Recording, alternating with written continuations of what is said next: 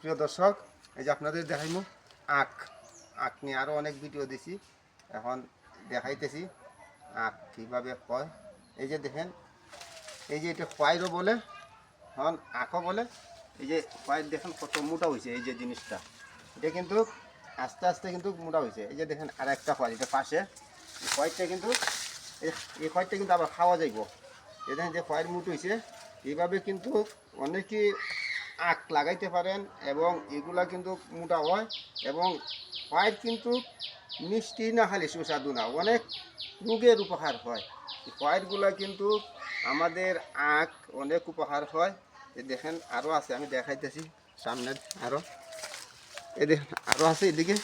এই দেখেন আর একটা জিনিস, এই যে কেন সামান্য এই যে রোয়ার কারণে কিন্তু এগুলা কিন্তু গাছগুলা কিন্তু এই যে ড্যামগুলো ফুটতে উঠছে এবং অত্যন্ত সুন্দর। এই যে আখের রস কিন্তু টাটকা, খাইবেন অত্যন্ত ভালো এবং এই আখের রসের গুণাগুণ অনেক। হ্যাঁ, হার্টের রুগী যারা, হার্টের জন্য অত্যন্ত ভালো। এবং এই যে জন্ডিস আছে, জন্ডিসের রোগের কিন্তু এই খয়েরের রস কিন্তু সরাসরি কিন্তু খাইবেন গ্লাসে নিয়ে এবং এই আপনাদের অনেক কিন্তু রোগের কিন্তু এইটা অত্যন্ত ভালো এবং সাবাইও খাইতে পারবেন। এবং এই যে খয়েরগুলা আমাদের দেশে ফলে এবং ভালো।